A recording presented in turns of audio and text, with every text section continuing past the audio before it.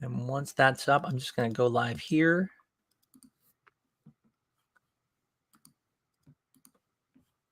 We're just getting things going live here. Give us 1 second.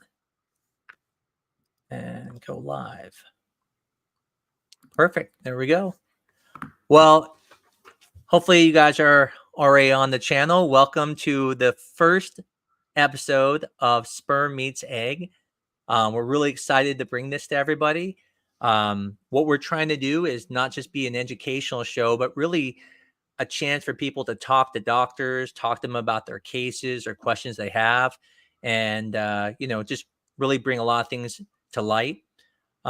We have an assistant who's with us, Ari. She'll be popping in at times, telling people about questions that people are saying and getting everyone prepped who are going to be coming on. But we're really excited about this.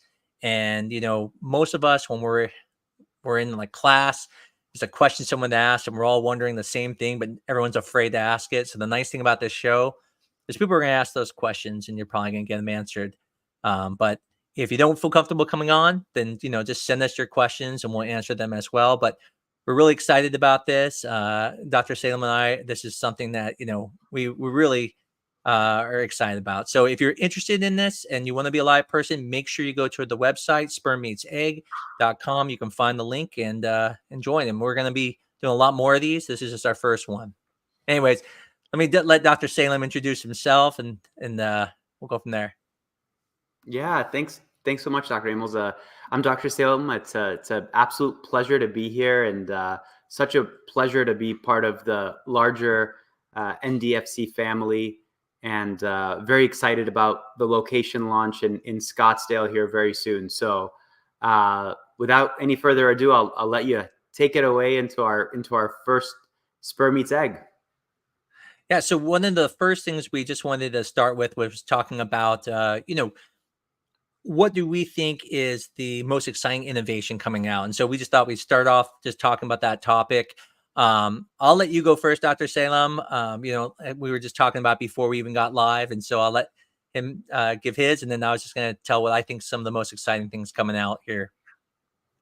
Yeah, no, thanks. I mean, I got to say, one of the greatest things about our field is that it's constantly innovating. And if you're a doctor who likes staying kind of ahead of the curve, there's always something right around the corner. But as I kind of think back about what's been the most exciting and kind of impactful innovation in our field, really in the last decade, I would say it has to be PGTA, and this opportunity to leverage genetic technology to really understand if the embryo is quote unquote kind of a normal embryo or not, so that every time that we do an embryo transfer, we can do it in a very sure-footed way. We're very confident. If we're putting an embryo in there, most of those patients are going to come away with a baby on the other end. And that's just something that's remarkable. And I think that's just completely changed the way many of us look at our field. And I think the other part of it that's really, really cool is it gives us the option to choose to transfer just one embryo if that's something that the patient wants, to really minimize many of the risks associated with, let's call them triplets, or things that used to happen back in the day that really don't happen anymore because we're so targeted in how we're transferring embryos with PGTA. So hard for me to kind of ignore that one as the one that's been the most exciting in recent years. That's really changed the way we practice fertility medicine. But I don't know, what's yours? What do you think? It's interesting when you were talking, that's the first thing I was thinking is not just how cool that is, but how much it's helped. I mean, I remember the days back when, like, even my wife and I went through IVF. We put back 2 embryos and our chances were at best 40%. And now you put back 1 embryo and you have a 60% chance of a live birth, just generally. And if you look at the pregnancy rates, you can see them all going up, in the SART data and in CDC. And so it really has changed the field a lot. It's allowed us, as you said, to be able to have, reduce multiples, and people can feel safe putting back 1 embryo. Whereas back in the day, no one put back 1 embryo. That was insane. You would have a 20% pregnancy rate. So it really is, I think, one of the things. And to touch on what you're saying and how important it is, I think one of the next innovations that we were talking about earlier is when we can do it without biopsy. So right now, obviously, doing a biopsy on the embryo has risk. Anything we do has risk. Even moving an embryo between dishes has a risk. But when you do a biopsy, we get worried about having a risk because you're taking cells away, right? So if someone took my arm away, I'd feel like, man, that really hurt me. And we think the same thing with embryos, but in reality, it actually doesn't hurt the embryo. Embryos, remember, split, and they, you get identical twins, and nothing happens to them. So it really isn't harmful. But the problem is that not everyone's trained as well. I mean, just like LeBron James is the best at basketball right now. Not everyone's as good at biopsies, and so different clinics might have different people who have different qualities at it, and it could hurt the embryos in some situations. I do believe that has a big impact. And so when we can eventually get to the point where we can do no biopsy at all and just take the fluid and the milieu that it's sitting in and can determine the same things, we'll have the same success rate with almost zero risk at all. And I think that's pretty exciting. So obviously there's a lot of, we talked about controversies and stuff that come with that and things, but anyways, we could go on, and you guys probably get bored out of your mind hearing what we think. So we're gonna bring up Ari. Ari is gonna be assisting us with everything, and and so I'm gonna bring her onto the stage here. And Hi, everyone. hi, Ari. Hi. Welcome to our live Sperm Meets Egg. So we have some questions that was submitted today via through our social media platforms. So I'm just going to ask you guys these questions and get started. So one of the questions we have was from one of our patients via Clara. And they wanted to know, what are some realistic expectations that a male and a female or patients in their mid-30s regarding the success rates of fertility treatments? They wanted to know, how do these rates vary based on individual factors? Yeah. Do you want me to take this one for a second? Sure. Go ahead. Take it away. Yeah. I'll take this one, then you take that. So I think this is a great question. I get this asked all the time. What's my chances? And I'll get that asked in the very first appointment. And I always tell them I can give them the generic answer, right? So what we know is when you're under 35, the chances are kind of the same across the board. But what changes those chances are going to be things like, do you have endometriosis? Is there a severe sperm problem? Is there a tubal disease? Those things that we're testing for is what then changes your diagnosis and then changes your chances. What we do know is as you get older, it gets harder and harder, and that's mainly on the female side. And that's because egg quality does change as you get older. Men also have some decrease in quality of their sperm. But in the end, when you're just generically thinking about it, IUIs for someone under 35, you're looking at around somewhere between about 12% to maybe as high as 22%, depending on how aggressive you're being.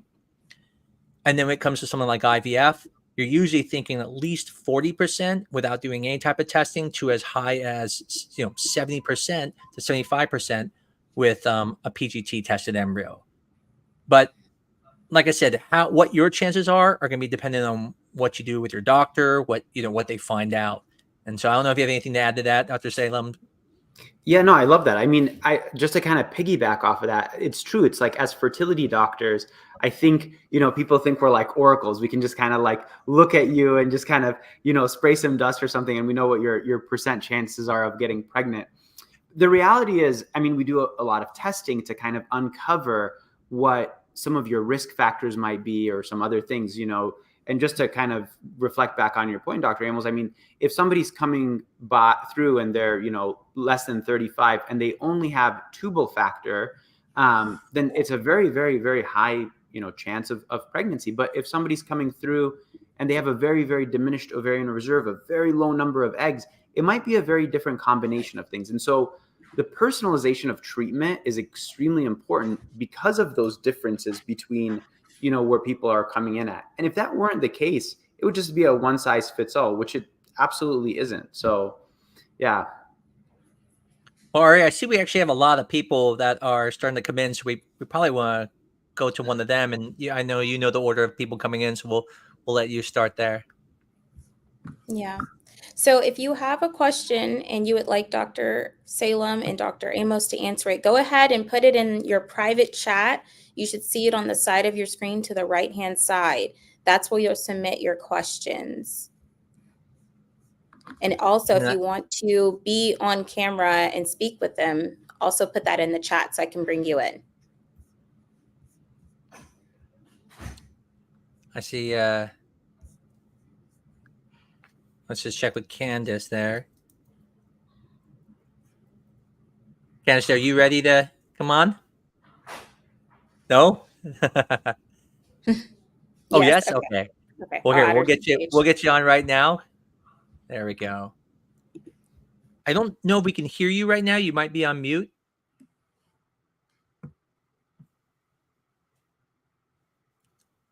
I know we don't hear anything. Do you hear anything, Dr. Salem?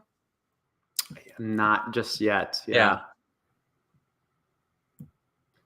Here, Maybe. how about we do this? We'll have RA work with you in the background. Let's see if we can get that fixed. I see your mic is not muted. It might just be something with a permission. So we're just gonna put it out, and then we're gonna go talk to someone else here. We're gonna talk to Teresa and Richard here. Hey, Teresa. Hey, Richard. How are you guys doing? We're good. How are you? Fantastic. You're technically the first couple ever to be on this show. So well, we're excited to have you here. What we're planning on doing tonight is just kind of, a discussion and see what questions you guys have for us, or maybe about your case or anything like that. So we'll let you kind of ask any questions you have for us right now.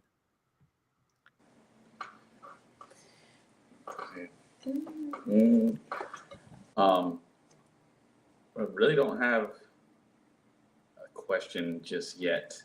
Well, tell us about your case. Tell us about your guys' journey so far. And like I said, and we can kind of give you a little input of what we think, and people kind of see, how do we go through that? How does Dr. Salem and I take all that information and process it if you feel comfortable, obviously. Yeah. So Teresa has 3 children of her own, but she had her tubes tied and burned.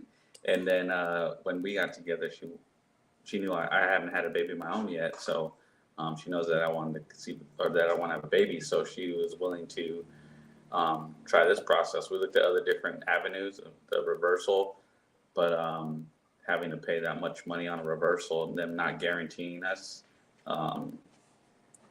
any success.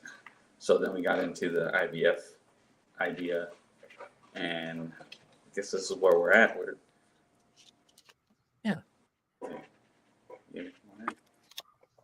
No, I mean, it was sorry. great that you guys opened up with the 35 and older versus the younger, because I mean, I am hitting 36 next month, so I'm like, oh, that is a concern of mine, and how my body is going to react to the injections and the whole process. So it was really cool that you guys opened up with at least hitting that age marker, which I guess a lot of us have concerns with. They do. I mean, question for you, Dr. Salem. I know myself, I don't get too worried about when someone comes into my clinic and they're like 37. I'm not, even up at 38. I'm kind of like, yeah, this isn't going to be too much, too difficult. There are situations where people have poor ovarian reserve, but it's really after 38 when I start really getting nervous. That's when I start getting worried, because that's where you see the biggest fluctuation. What do you think? I just wondered if you agree with that. Yeah, no, definitely. I mean, I think that historically, everybody was really, let's call it like freaked out by 35. But really what you see is like there's a little bit of a gradual decline in ovarian reserve, egg numbers, that kind of a thing.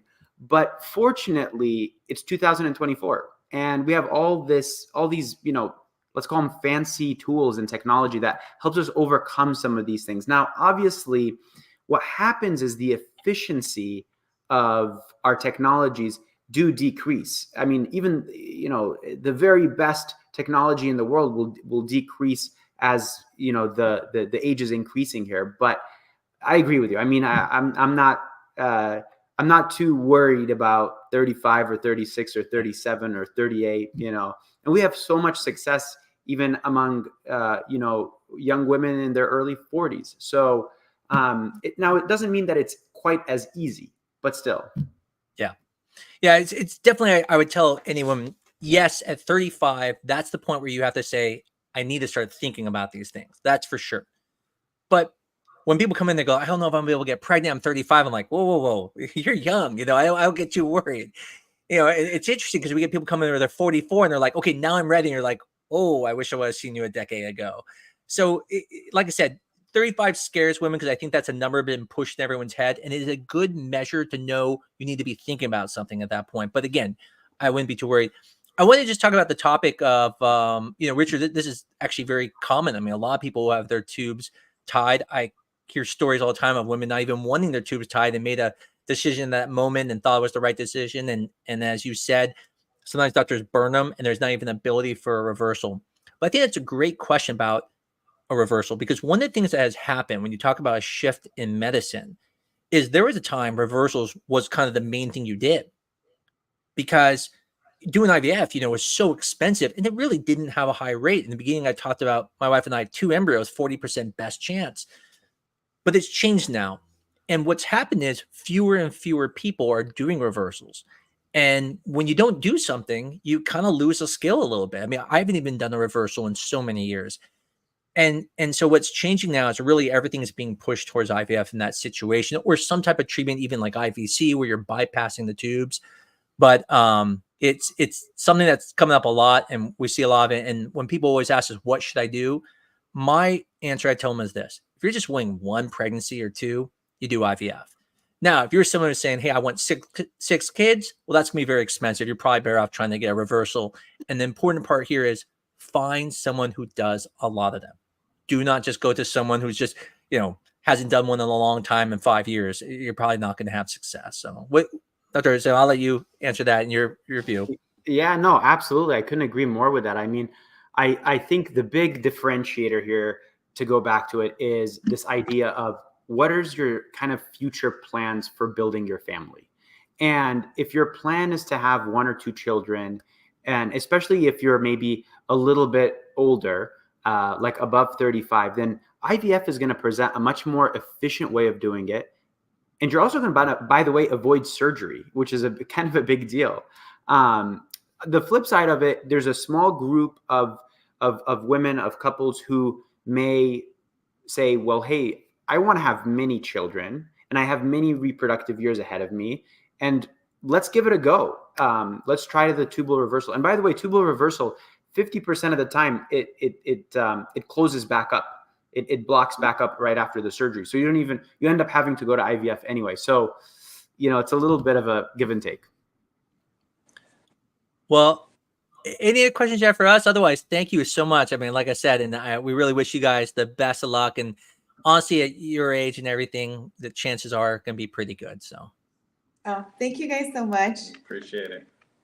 No problem, you guys. Well, it's a pleasure talking to you, and I hope you guys have a great night. And please check out, like I said, the show in the future. It might answer a lot of questions for you. I'm sure you helped a lot of people. All right. Thank you. Thank you. Hey, Ari, who we have next to talk to? Let's see. We have some people that are trying to get into the studio. So let's see. I have try- another question. And I know Candace is still there too, so I feel bad. Yeah. Like if we could give Candace another shot here. Yeah, let's She's like shaking down. You don't have to. let's see. Hold on. Let me.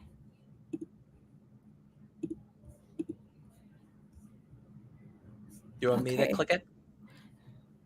Is this Mutters? Do you guys want to ask a question? Oh. Let me ask her. Yeah. Well, I'm assuming if they're here, they probably want to. So I'll put them on the stage right here. Okay. There we go. Like I said, otherwise I wouldn't. I don't think they'd be on here. Let me just. I'll get you ready. Hey guys, how are you doing? Good. When I first All right. saw your name and said Mutters, I thought, did it say murders? I was like, that's obviously very scary. I was like, Everybody does that. well, you know how our brains work. We look at something fast and like, oh, the murders. That's not good. We think we ought to just change it to it. That way people are right. Well, Well, I mean, depending on what you do, it might be worth it, if you're hitman Yeah, or something that's true. like that. Well, anyways, Dr. Sam and I were here just, listening to people. I don't know if you guys are coming in with a question, or like the last person just want to tell us a little bit about your case or tell us about your journey. And we would love to let other people know about that. And we can probably answer some of the questions for you guys if you'd like to go ahead. Yeah, I kind of had a question. I mean, so our doctor is Dr. Johnson. And I kind of asked him, but something I'm still just curious about. So in our case, I am missing my vas deferens tubes. My wife Alicia, she's fine. Every test with her, she's checked out normal. But so my question is, I know the chances of twins double, like through the IVF process, and as opposed to the traditional way. But if you implant 2 eggs at once, does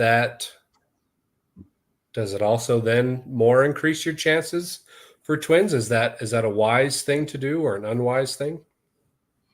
Yeah. This is a great question, and again, one that comes up all the time. It relates back to a little bit about how we kind of kicked off this session today. But historically, right, like in the past, now we're talking about IVF, and what we're talking about, I imagine, is putting in 2 embryos at once versus putting in 1 embryo. Yeah. So it used to be that when we put in 2 embryos at once, you were doing it because you were trying to get a higher chance of a pregnancy altogether. And there was always this risk in the background of having twins. But what's happened over time is we've gotten really good. And the embryos are individually getting better and better at sticking and leading to a baby.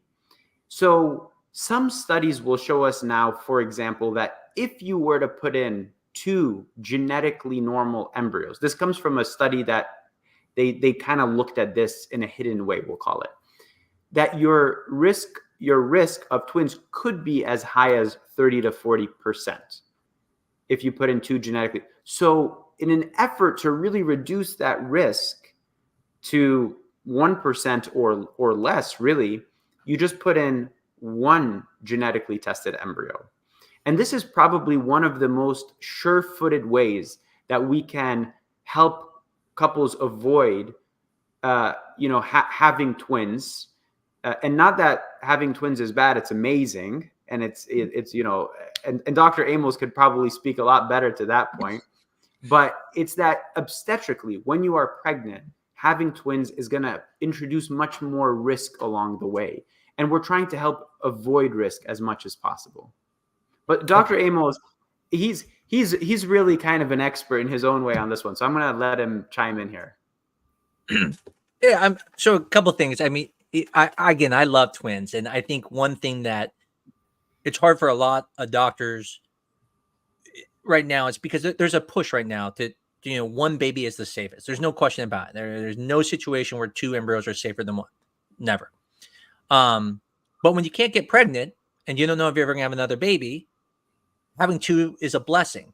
You're like, man, I have a built-in friend for them, a sibling, and no matter what, for the rest of your life, hey, I have 2 kids. Like, I know if I pass away, they have a sibling with them. And then that's the thing why I think we all who have infertility desire so much twins. And there's even like I do a podcast, and one of them I talk about how many embryos to put back. And one of the things I talk about is that when you only have 2 embryos, sometimes you actually have a higher chance putting back 1 at a time than putting both back at a time, even though truly putting both at the same time gives you a higher chance of 1 taking at that moment. But if they both take, if anything happens to the other embryo and it causes bleeding, you could lose the other one. So you have twice the chances of problems.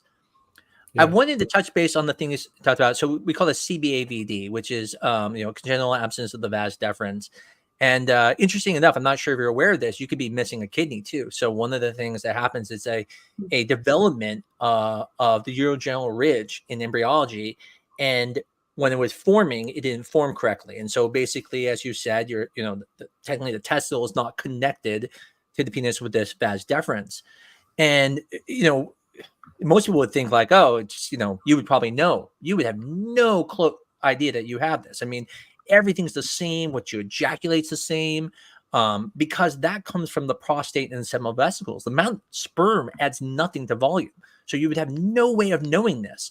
It's just like, I didn't know I had bad sperm until I got semen now. So I was like, oh, okay. I thought everything was working fine. Mm-hmm. What's really great though, is, this is where I'm so thankful that in the 1990s, when they came up with a thing called ICSI. ICSI is where they're able to inject the sperm into the egg. And so when that came around, it allowed people like myself and people like you to be able to have success. And I would even say to you, I don't never look at it as like, oh, everything's fine with her, it's all me. It's a couple thing, right? It's together. I mean, so I don't look at that, but listen, it's you guys are one now, and it's your guys' problem. But the good thing is you're in a really good position, because that is one of the highest prognosis type of patients, and usually, as you probably know, there'll be a procedure to get the sperm extracted, and then you make embryos, and usually things go fine. But, one of the reasons I say it's together is because there could be something wrong. You may not know it. Remember, IVF is a test. It's not just a treatment. There are times we're like, oh, it's just a guy problem, it's just this. And then all of a sudden we go through and we go, oh my goodness, these embryos don't look good. And we learn something. So that's why I say I always look at it as, hey, it's a team effort. We're both going into it. But I just thought maybe a lot of people don't know what that is, when they hear that. And so, like I said, check your kidney out someday. You could be actually missing a kidney. I might have to. Sounds like it. You can't be missing both. That would be impossible. But missing one. Yeah. Okay, good to know. That's Sam. Anything you have to answer? I mean, like I said, I thought you said everything great, so I didn't have anything to add to that, but just added those other couple things. So, yeah, no, that's. I mean, do we feel like we answered that question, guys, or is there anything else that you wanted to touch on there? No, I think that's it. It was a good answer. Thank you. Yeah, absolutely. Good luck. Wishing you all the best, and hopefully a pregnancy around the corner here. Thank you. We hope so too. Thank you. Well, I look forward to seeing you guys and seeing you guys pregnant. Thanks.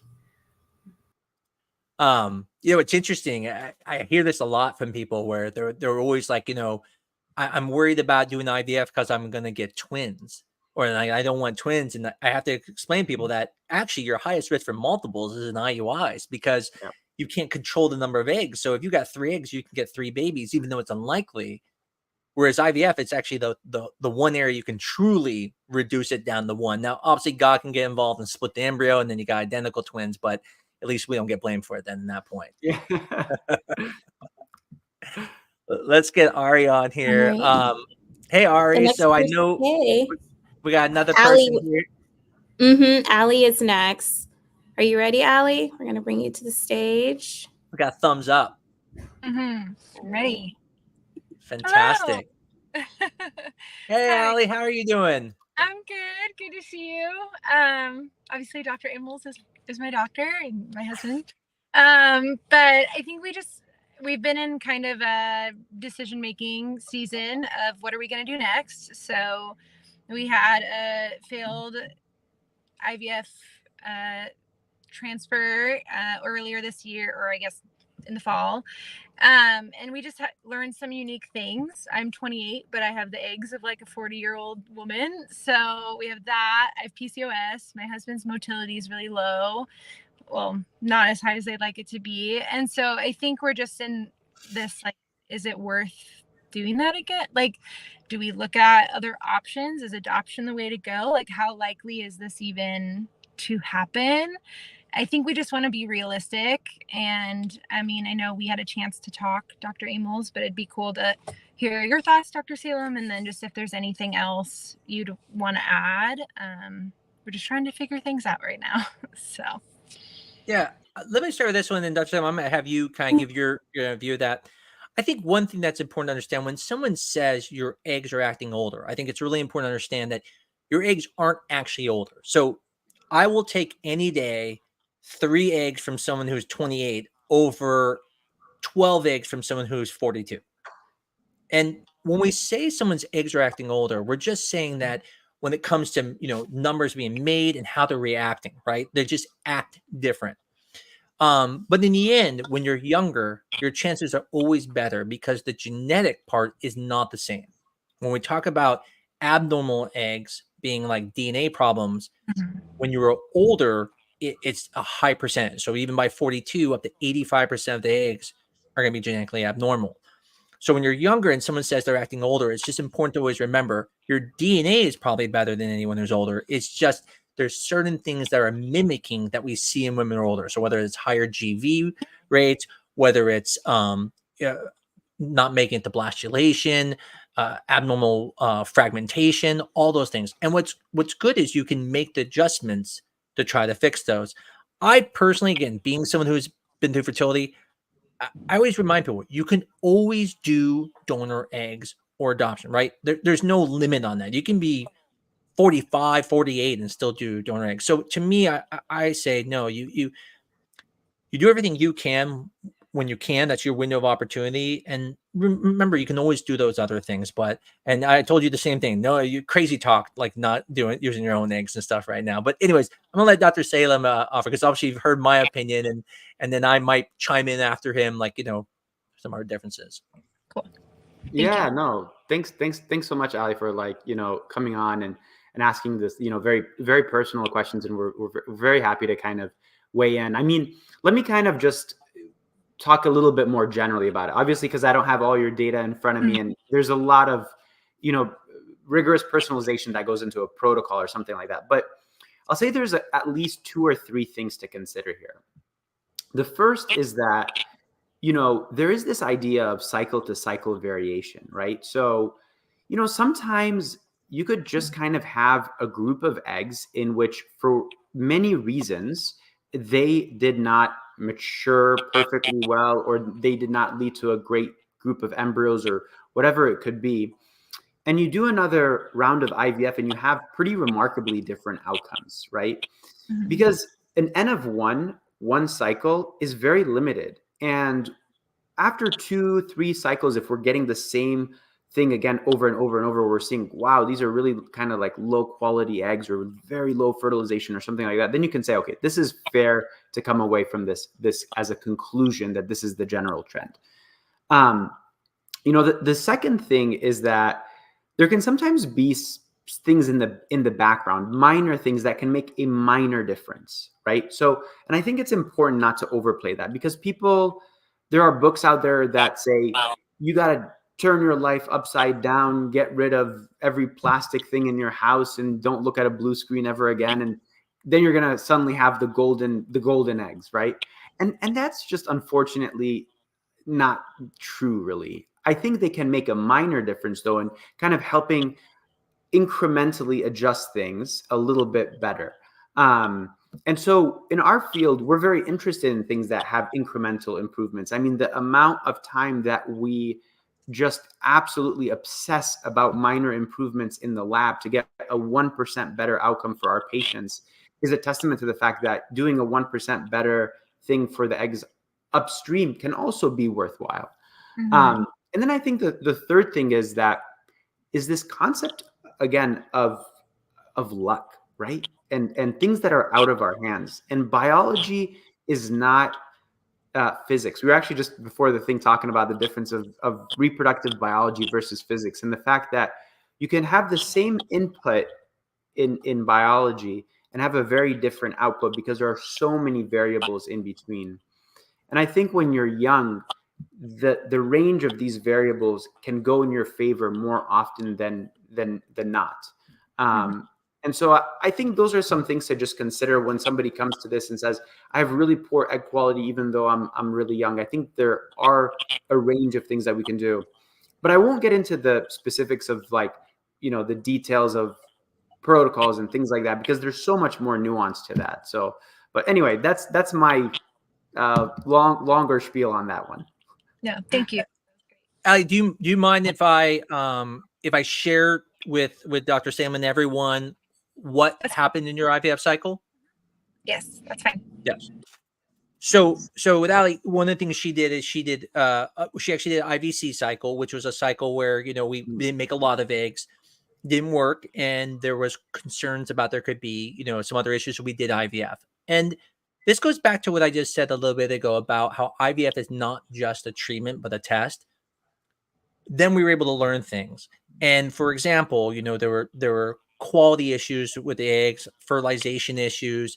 Of the multiple eggs we had, maybe 4 or 5, fertilized, and only one of them made it to the blastocyst. And it was a very good embryo, by the way. Is it okay if I let them know the outcome too? Yeah, that's fine. Yeah.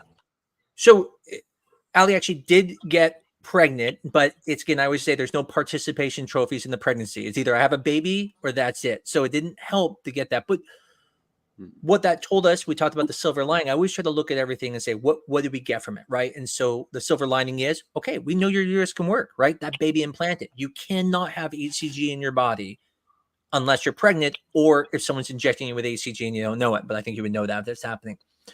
Going to what Dr. Salem said, I did a podcast about this one time about we tend to want everything to change. We really think like, oh, if I take this ball and let go of it, it's going to fall to the ground. So next time if I let go, it'll go up. And then it falls down. We go, well, I'm not going to keep doing it over and over because I'm going to get the same results.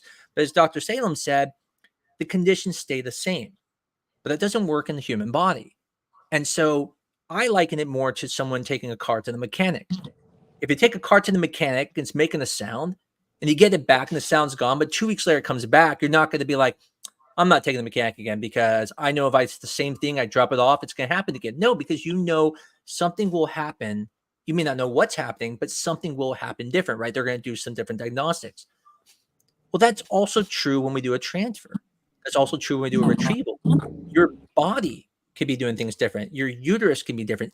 Everything can be different. So even though it feels like you're doing the exact same thing, you're not. And so when you're looking at cycles, I liked this recently about making spaghetti in one of my podcasts. And I said, when you're trying to come up with a recipe, you don't go and make a recipe and you try it and you go, I'm starting with everything new again. No, you make adjustments. You say, okay, those noodles didn't work so well. I'm going to try a different noodle. Mm-hmm. Or I put a little too much salt. I'm going to back off on a little bit. And so for your case, what I can share with other people is that don't look at a failure as like it's never going to work. But look at it and go, where can we make those adjustments? And in all fairness, Dr. Salem, he doesn't know everything, so it's a little hard. But like, for example, growth hormone might be beneficial in this situation because you didn't get great blastulation rates, right? So we look at all those different factors and then we make those adjustments. And that's, really what IVF allows us to do, to truly know what's going on and then make those small adjustments. And I have no doubt you are going to be having success. I know it may not be, can't tell you which time, but you are not the type of person that won't ever happen for. And like I said, we had that fortunate silver lining too, and that should give you a little bit of that hope. So absolutely. Thank you guys so much. Yeah, absolutely. Have a great night. We'll get Ari back here in a second. Anything to add to that, Dr. Salem? Anything to add on that? Yeah, no, I think that's just a great point. I think sometimes, this idea of, well, what if I don't change everything for my next IVF protocol, wouldn't that just be crazy? Because we're just trying the same thing again. And, I think the short answer to that is that, no, that's not crazy. I mean, sometimes you can try the same thing again if you have enough parameters there that look encouraging, and you might have a very different outcome. You honestly very oftentimes do. There was one quick study I just want to mention that came out of UCSF, I believe, last year, where they looked back at changing the protocols for the same patient that had kind of previously failed the cycle versus keeping the exact same protocol. And remarkably, they didn't find that there was a change in success rates. Again, right. There's many things with this kind of a study. We shouldn't just take that as the end all be all. But I thought it was interesting that what they're getting at, and what my take home message was if you do the same thing again, even if you previously failed an IVF cycle, it can very well be the right decision. Yeah. And the preface on that, I think the important part, what you're saying is that if the cycle is good, obviously if the cycle is bad, right. Meaning like, let's say you give a protocol and you realize you understim someone, obviously making adjustments to higher will be better. But I think you're right. Like the thing we don't think of is we think they're all related. I had a patient the other day who we went and, she did a transfer. She got pregnant. She had a subcoronary hemorrhage and lost the pregnancy. And she was like, I want to go back to the original way I did a transfer years ago. And I asked her why. I said, and she said, well, because, I'm worried that the protocol caused the miscarriage. And I explained, oh no, that's not, the protocol has nothing to do with that. And one of the things I said to her was, well, if you were in a car accident and you lost the pregnancy, would you still want to do that other protocol? And she's like, no, I'd do the same one again. And I said, and that's the thing where we go back to that uterus. We don't know what's going on inside. It's so easy to feel like it's doing the same thing, but what's happening afterwards. And so back to that point, I agree 100% that, this stuff is hard. I mean, it's always scary doing the same thing. It's part of us wanting to do something different. So it's a tough thing, but always talk to your doctor and ask them like, but will it benefit me to change anything? Don't just feel you want to change the change. So I'll get Ari back on. Sorry, I didn't mean to kick you off, Ari. I just didn't want to make you sit there staring at us. Okay, we have 3 questions in order. Looks like we have like 20 minutes here. So we have one for, I think it's Venetia. Sorry if I butchered that.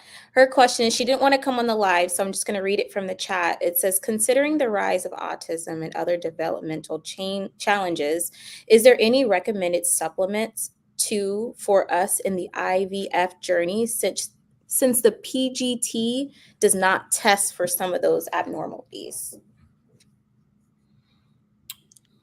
Yeah. Maybe I'll just kind of kick this one off really quickly. I mean, I think that this is a question we're seeing more and more and more of these days. And I think I want to kind of take it one step back really quickly just to highlight this very important point, which is that PGTA absolutely does not test for every genetic thing that can happen, such as autism. It's testing for chromosomal aneuploidies, whole chromosomes that are extra or missing. And really, we're looking at that to minimize the risk of an embryo not making sure that a future child doesn't have autism or, is going to score a perfect SAT score or going to go to Harvard or something. Now, getting back to your more focused question, though, about supplements and autism, unfortunately, there's no good research that shows that this supplement can minimize the risk of autism. And autism is a disorder or a condition that has many genes involved. The environment is highly implicated in it. There's many things that go into developing autism. And then on the tail end of that, we are getting better as a medical field at diagnosing autism and really supporting children that have autism to better develop. And so we're probably picking up a lot more autism is what I'm getting at. There's also some relationships with autism and increasing paternal age. And so we see that especially beyond a paternal age of 50, we see kind of increasing, autism rates. The minority of kids that are born to fathers over the age of 50 are going to have autism. It's still a very small number. But at the end of the day, there's no way that we can, across the board say we can prevent it. I know there are many ongoing studies looking at how can we predict this or how can we interfere a little earlier, but there's nothing in real time. There's no game time type of intervention at this point yet. But Dr. Amols, I don't know. There's a lot more on this subject, so I'll let you take it away. Yeah, I don't know if I have much more to add. I mean, you summed it up correctly. I mean, right now there's not a clear correlation, with IVF and autism, but there are some associations with, older age, even actually just having more money. In the past, there used to be people who are more wealthy have more kids that are autistic, and so people who did IVF were usually wealthy, and so there was this connection. And then later that was found to not be there. I think the thing I'm just going to add, just one part, is it's important to know that we are always worried about this. So there's a thing, the CDC requires us to tell about things that are going on after IVF. So one of the things we do is after you deliver, we come back and ask you for information. And there are studies constantly being done looking at these things. I mean, this is something that IVF is not going away.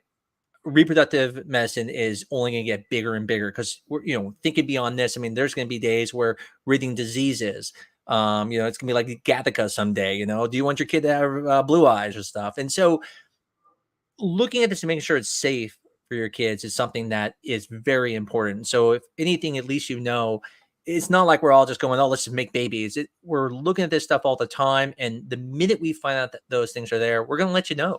And you'll hear about it. And so, unfortunately, right now, autism is a really tough thing. It's not easy to know who's going to be affected, and it's even, as he said, diagnosing has increased now, and so we're seeing a higher amount. But are we seeing more, or are we just seeing more diagnoses? But in the end, I agree with everything you said. Is exactly what I would say. I just think the most important part is we are looking at those things all the time, and at this time, unfortunately, no one can give you a clear answer of, yes, you're going to have. It's just you have a higher risk if you're in these associated groups. So let's get Ari back on. See if we have another question here. Okay, question from Shauna via Instagram, wanting to know if, in my case, should we choose to transfer 1 or 2 eggs, and if we get that far.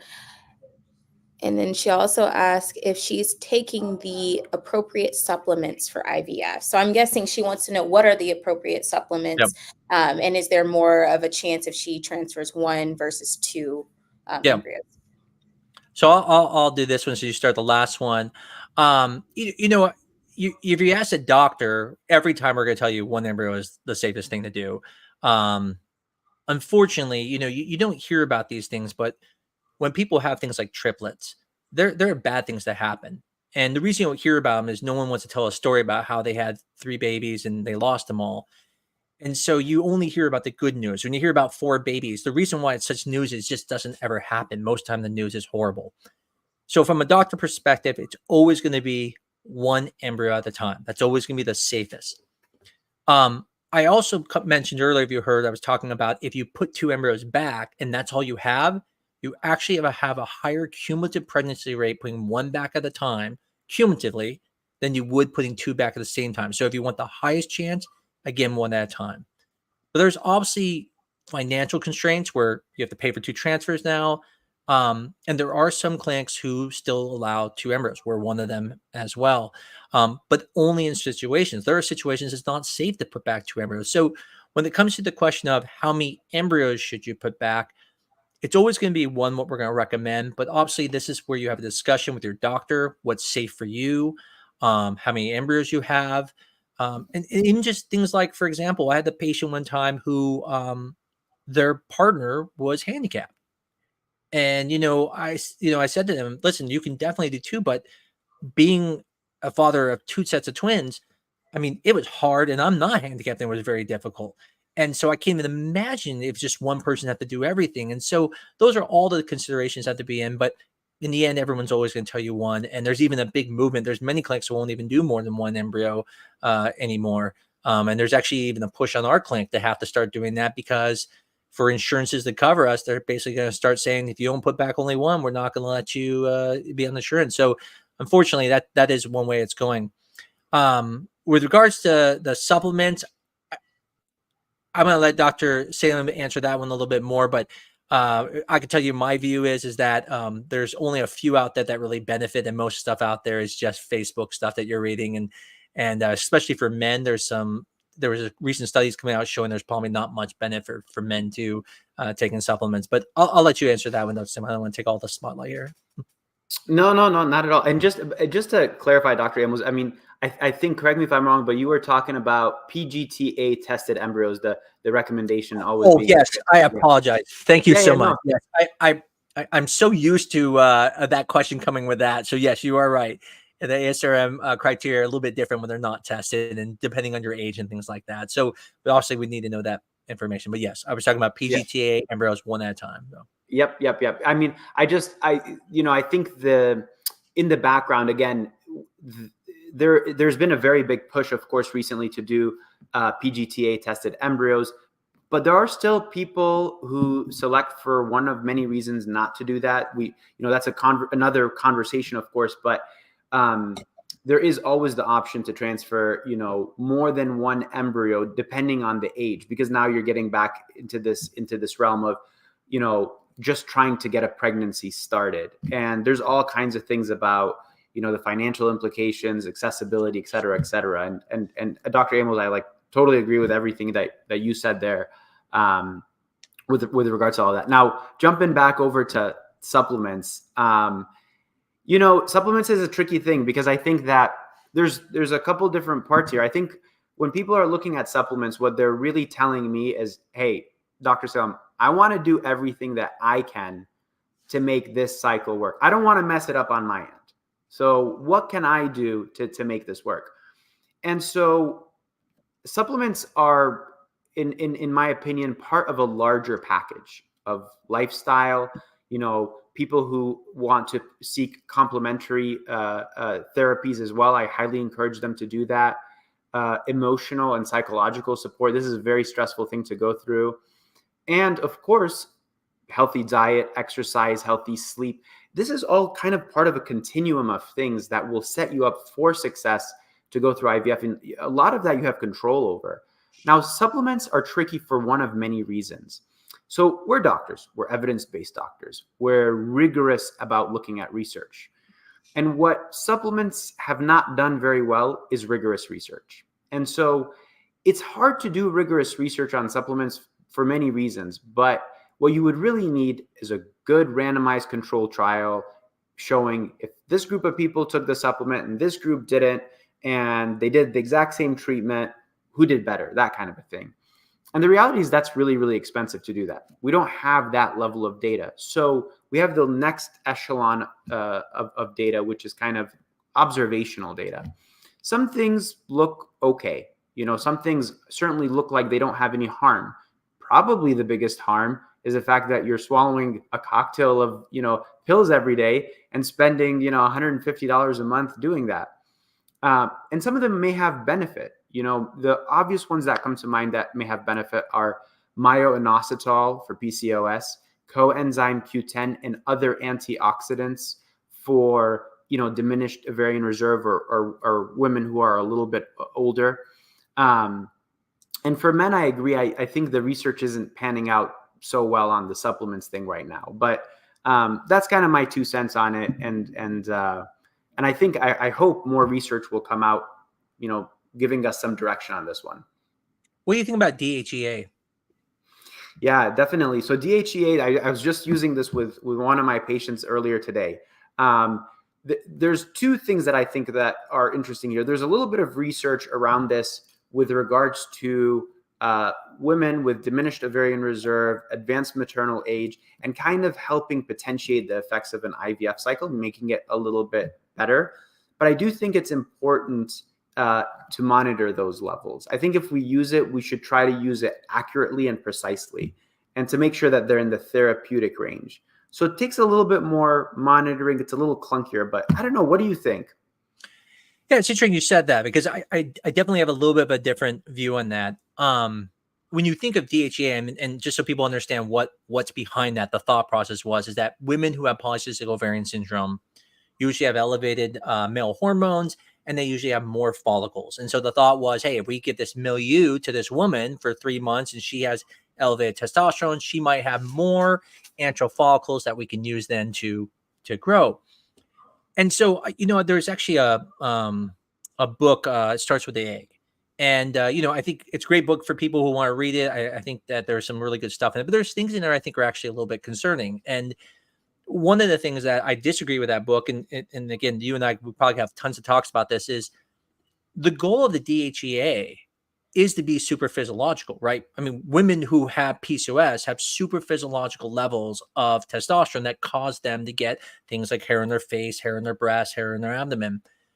So I can't see a way where a certain number needs to be made. I think you have to have a baseline you could say, now we get to that super physiological level. So someone who has, let's say, 500, you go, that's too much. Well, yeah, but what if they normally sit 300, 400, and someone who starts at 100, I wouldn't want to give them the 500. Otherwise, they're going to start getting dark hairs and be mad at me and say, why'd you give me these dark hairs, Dr. Amols? But That's just one thing I always felt like you need to get that super physiological level. And so even in that book that talks about only getting to a certain number, but everyone needs, I think, a different number.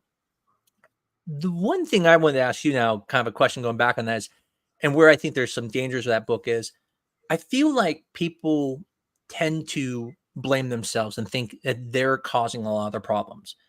And it's a very reasonable thing to think, because when you really think about it, I mean, if your heart goes bad, right, you probably were unhealthy, right? If you have diabetes, you might have a poor diet or something. So we're used to normally our organs failing or something going wrong because of things we do. But what's interesting is that it doesn't work that way when it comes to really the sexual organs. Not saying completely, there's obviously points where it can affect, but like when my sperm was bad, I was in bodybuilding. I mean, I was literally in the gym 4 hours a day. I was eating tuna from a can. I was the healthiest I've ever been in my life. Sperm was horrible. Yeah.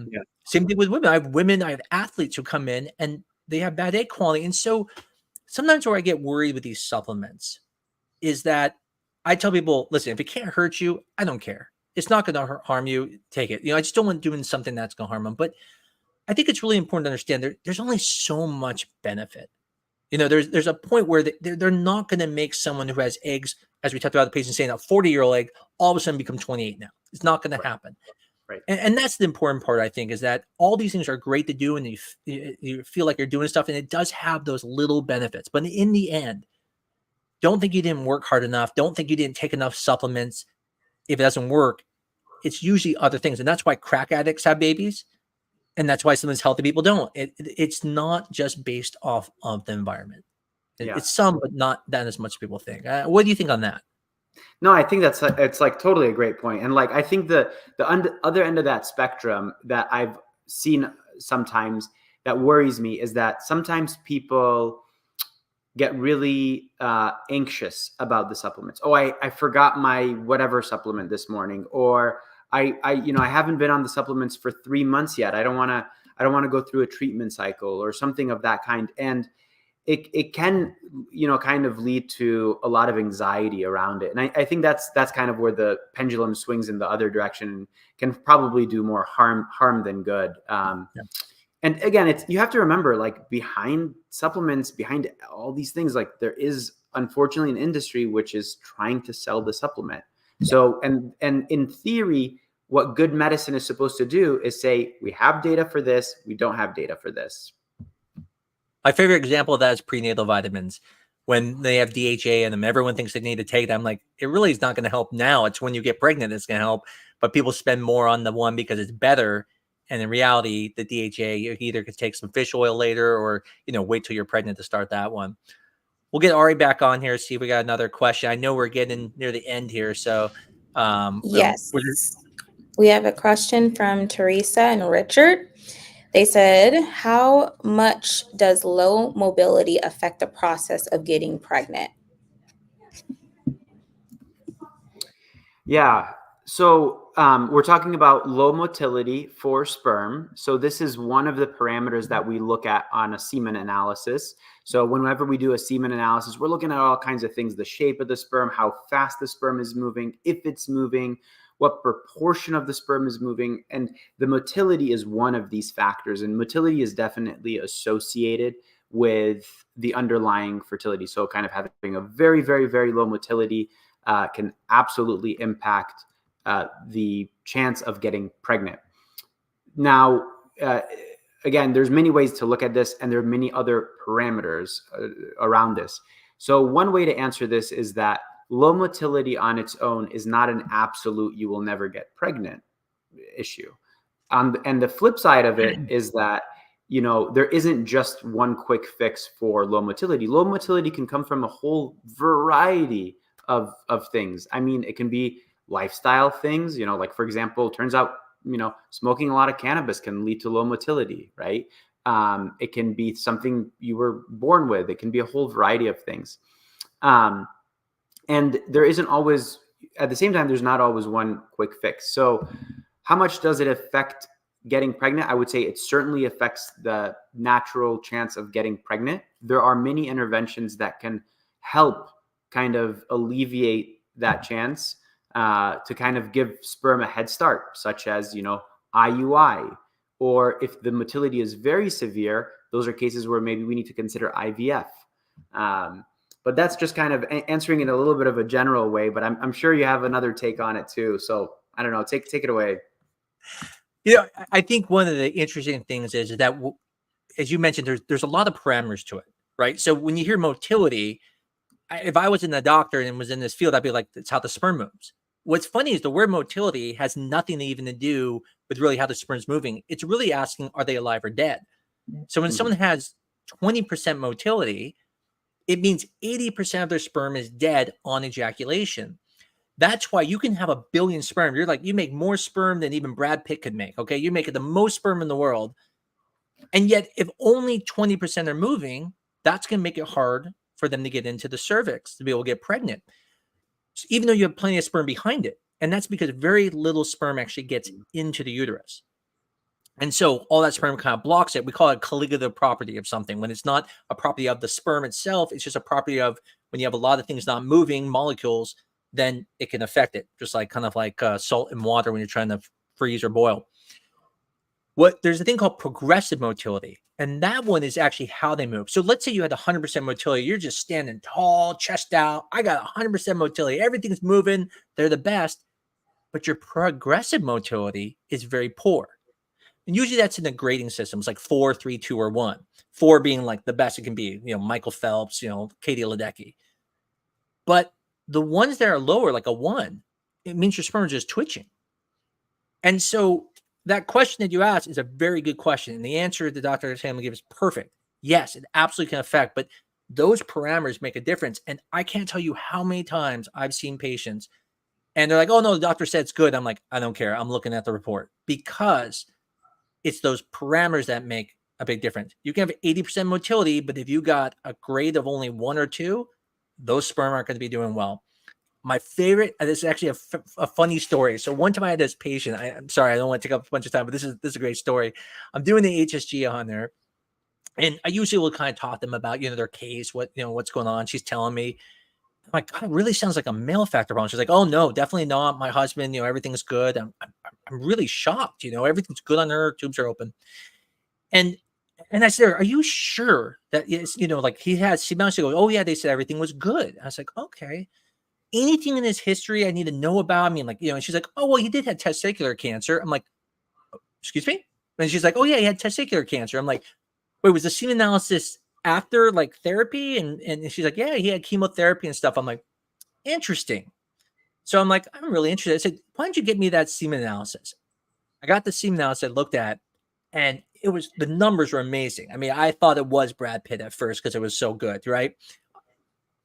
But then I looked at motility, and this is the one time motility can prevent you from getting pregnant. It was 0. Not a single sperm was alive. And so it just points to that thing that you really have to look at the details. And just because if you have a doctor telling you that your semen analysis is normal, make sure it's a fertility doctor. Because if it's an OBGYN, which this one did, and nothing against them, they don't have the training we do, they're going to look at it and think things are good or not. So always make sure your semen analysis are read by a fertility doctor. So anyways, we'll let Ari come back and we'll answer more questions.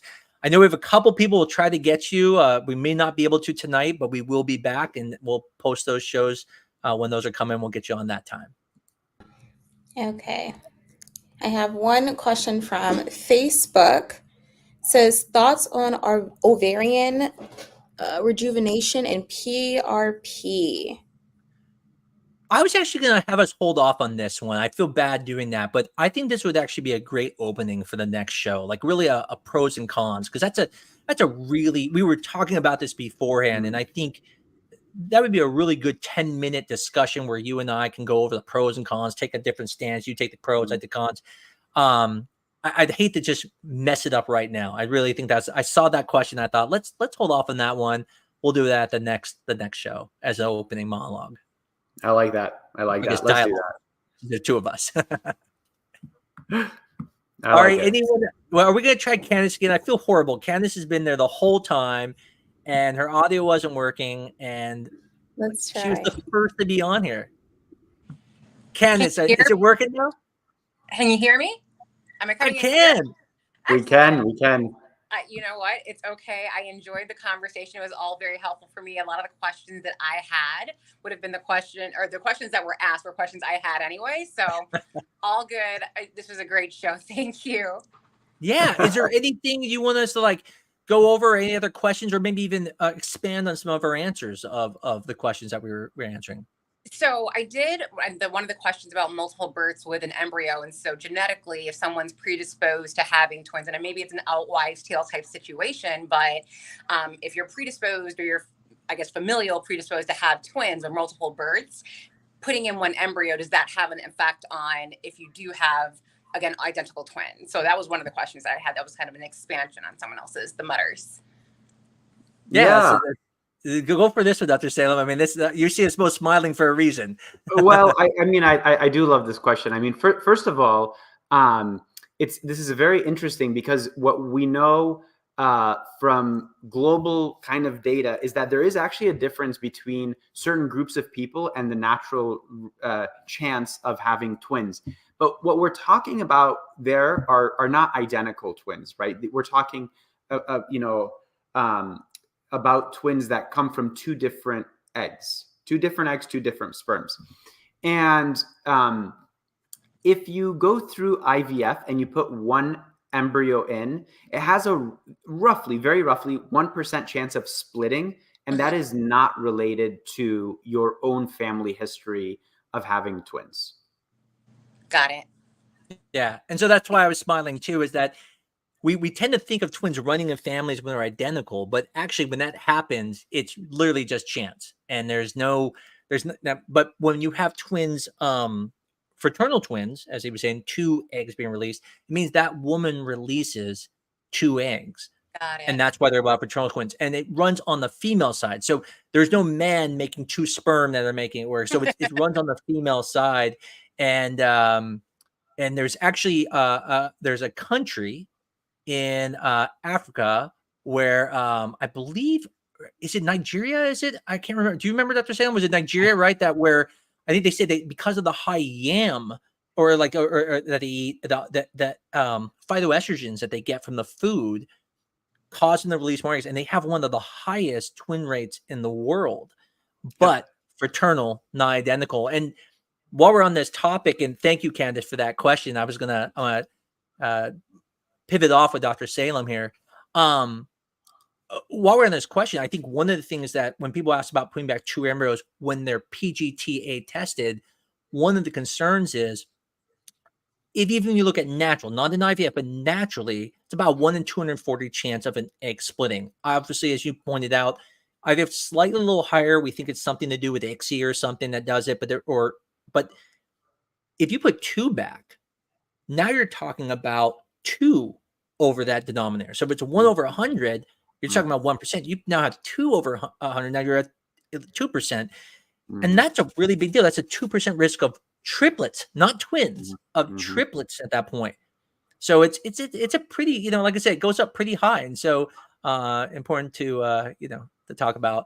I know we're getting near the end here. Ari, you have anyone, maybe a simple question or stuff? I see couple people there. I'm sorry if we don't get to you, but we want our wives not to divorce us, so we want to make sure that we keep this to a certain amount of time. I don't see any more on this end in our chat. Well, I just see I'll eat more yams. I saw there was a couple other people, Rochelle, Lakeisha, and Crystal. Are any of them wanting to come on? We'll do one more guest. I think we'll kind of end it there. And then we have Crystal. You want to give a thumbs up if you want to come on? Perfect. Thumbs up. Okay, we're adding Crystal. Hi, Crystal. Thanks for joining us. Oh, you're welcome. I wanted to come on to say hello and that I had a question about mosaic. What do you guys think about mosaic? Because I know I'm mosaic and I'm Turner syndrome, so I just thought I'd expose myself. And Crystal, do you mind if I share a little bit about that with everyone? Share away. Yeah, share away. So Dr. Salem, so she does have mosaic Turners. And so obviously, if people don't understand what mosaic means, it means where some of your DNA is one way and some of your DNA is a different way. And some cells can be normal, some cells can be abnormal. It can even be throughout. So in her situation, if you have Turner syndrome can lead to early failure of the ovaries. And when people have mosaic, they can get a little further in life than they can when people are just pure Turners. But anyways, I know Crystal very well. I've known her a long time. She's probably one of our biggest fans. She's so sweet and is a great person. And we're obviously, I can tell you we have some good news coming so far. So we're really excited about this cycle. But Dr. Salem, what do you think about mosaic? And Crystal, I know you're talking about mosaic and you. It might be a good part. We'll tangent off about mosaic embryos afterwards. But anything you have to add, Dr. Salem, about Crystal's case or anything like that? Yeah, I mean, just very quickly, like this is one of the super exciting things in our field about being able to make the most of a person's reproductive health span, right, Crystal? So like the idea is maybe there was a time where you kind of may have missed your window or something, or people who have a mosaic condition like mosaic Turners may miss their window. And here we're able to kind of really optimize that period of reproductive health span and potentially, of course, use genetic technology, et cetera, to make sure that the embryo that we're passing on is okay. There's, of course, always a lot of things, and I know, every fertility doctor is kind of all over it. But with any patient, you have to kind of personalize both the trying to get pregnant part and the making sure they're healthy to be pregnant part. And so that's obviously a conversation for another day. But I wanted to touch really quickly on one thing, which is under this topic of mosaicism and mosaic embryos, because I think this is kind of, maybe it's a little tangential to it, but it's a very interesting part of what's happening in our field over the last few years, which is that a mosaic embryo is one that we're not 100% sure it's abnormal. And let's say not 100% sure that it is normal. It's somewhere in the gray zone. It used to be thought, I guess, that you couldn't transfer these at all because they would never lead to a healthy baby. And fortunately, there's been data coming out that there's a group of those embryos that you can transfer. They still have much lower success rates, but in an effort to not lose that last embryo kind of thing, I think there's a world that's very fair where we're transferring, mosaic embryos. There's a lot of things that you have to take into consideration when you do that. There's a lot of contingencies, but just thought I'd touch on that since you had mentioned it, Crystal. Yeah.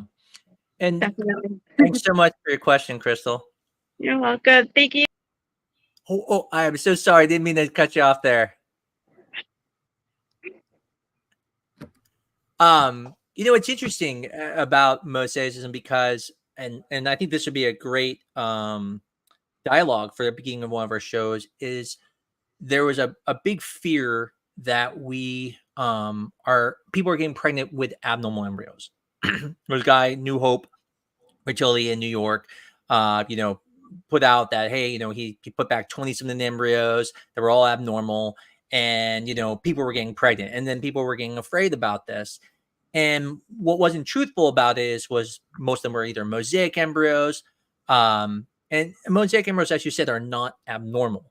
I mean, they technically, at this point, we have to call them normal. And what would be great to kind of explain to people is what the normalization is that when you take data and you normalize it, there are things that could be, that can basically, it can skew the data a little bit. And so my point with mosaicism that I was trying to make and fumbling over here is it's both normal, abnormal, possibly mosaic, but we know mosaics don't occur at that high of a rate naturally. So what we're seeing in fertility is not true mosaicism. That's how we know a lot of them are probably either really abnormal or normal.